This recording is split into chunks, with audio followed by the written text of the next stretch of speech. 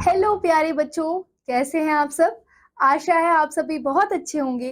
तो आइए बच्चों, प्रारंभ करते हैं हमारा अगला पाठ, जो कि है पाठ 13, पहिए की कहानी, the story of a wheel.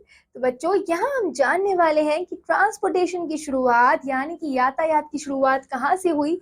सिर्फ एक पहिए के इन्वेंशन से कितनी बड़ी खोज हुई और कितनी सारी समस्याओं का हल हुआ है ना बच्चों। तो देखिए, परिचय में बताया गया है कि इतिहास समय के साथ होने वाले परिवर्तनों के बारे में हमें बताता है। देखिए बच्चों, ये हिस्ट्री यानी कि पहले की बात बताई जा रही है, और ये इतिहास हमें बता रहा है कि कैसे कैसे अलग अलग परिवर्तन हमारे जीवन में पहले से होते आ रहे हैं। इससे हमें यह पता लगाने में सहायता मिलती है कि प्रारंभिक समय में चीजें कैसी थी और अब वे किस प्रकार बदल गई हैं, कि पहले के समय में चीजें कैसी थी और अब कैसे वो चीजें बदल गई हैं बच्चों, है ना। तो देखिए, लाखों वर्ष पूर्व, बहुत ही सारे वर्षों पूर्व, आदि मानव पशु पक्षियों जीव जंतुओं के बीच जंगलों में रहता था। तो जो बच्चों आदि मानव हुआ करता था, उसकी कोई सिविलाइजेशन नहीं थी, ठीक है। आदि मानव का कोई रहन सहन नहीं था, कुछ किसी चीज की जानकारी नहीं थी। वो पशु पक्षियों और जीव जंतुओं के बीच ही जंगलों में रहता था। उसका शरीर घने बालों से ढका रहता था, और उसका जो बॉडी होती थी वो घने बालों से ढकी होती थी। उसका मुंह और जबड़ा बड़ा होता था, ठीक है। सर्दी और गर्मी, वर्षा व हिंसक जानवरों से बचने के लिए उसके पास घर नहीं था। तो मौसमों से, सर्दी से बचने के लिए, गर्मी से बचने के लिए, वर्षा या हिंसक जानवरों से बचने के लिए उसके पास तो घर ही नहीं था। वह पेड़, घनी झाड़ियों और गुफाओं में रहता था। तो वो कहाँ रहते थे आदिवासी? पेड़ में, घनी झाड़ियों में और गुफाओं में रहते थे, ठीक है बच्चों।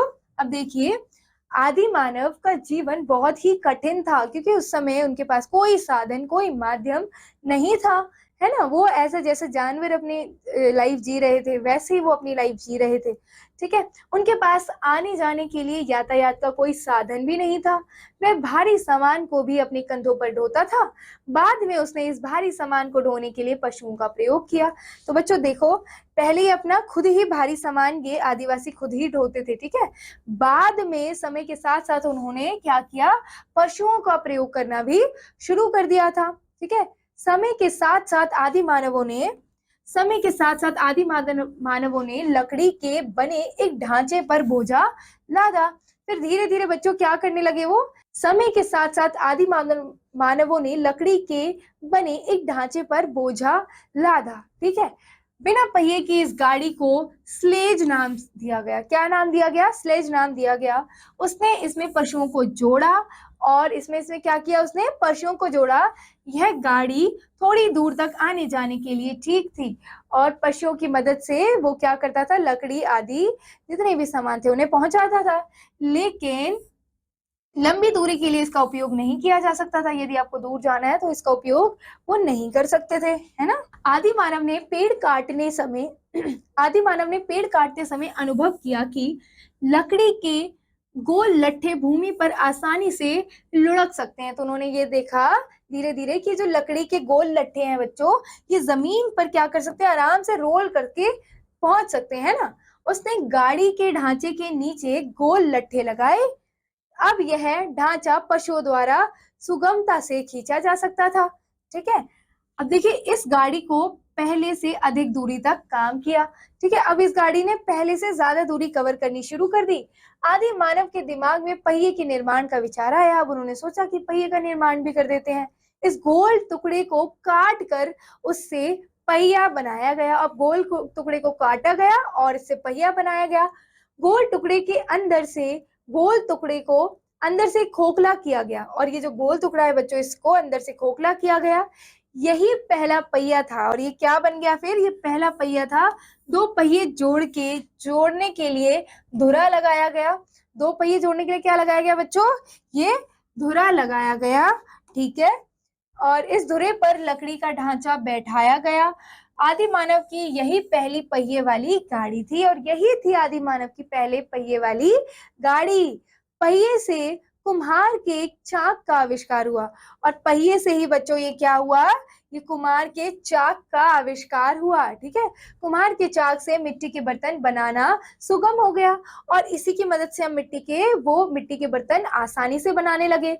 बर्तन बन जाने से खाना पकाना और खाना रखना सरल हो गया। बड़े बड़े बर्तन, पानी और अनाज आदि रखने के काम आने लगे। पहिए से ही सूत काटने वाले चरखे का निर्माण हुआ। ठीक है, अब चरखे का भी पहिए से निर्माण होने लगा बच्चों। पहिए के से ही चरखे का निर्माण हुआ। चरखे ने वस्त्र निर्माण के क्षेत्र में बड़ा सहयोग दिया। और पहिए चरखे से क्या हुआ कि वस्त्र निर्माण के क्षेत्र में बड़ा ही सहयोग मिला। आदि मानव कपास से सूत काटने लगा। सूत से उसने वस्त्र बुनकर पहनना शुरू कर दिया।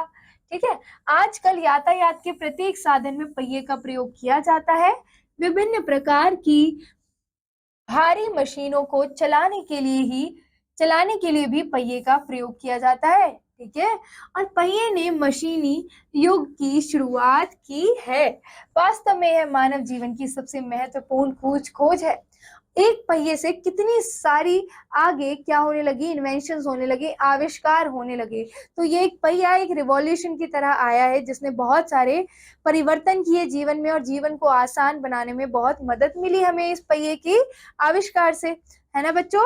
यह भी जानिए, वर्तमान युग में लकड़ी के पहियों का स्थान रबड़, प्लास्टिक और धातु के पहियों ने ले लिया है। और आज के समय में हम लकड़ी के पहियों का इस्तेमाल ना करते हुए रबड़, प्लास्टिक और धातु के पहियों का इस्तेमाल करते हैं। ठीक है बच्चों, तो यह यहाँ ये पाठ समाप्त होता है। तो आइए दोहराते हैं, हमने इस पाठ में क्या पढ़ा कि आदि मानव का जीवन बहुत ही कठिन था।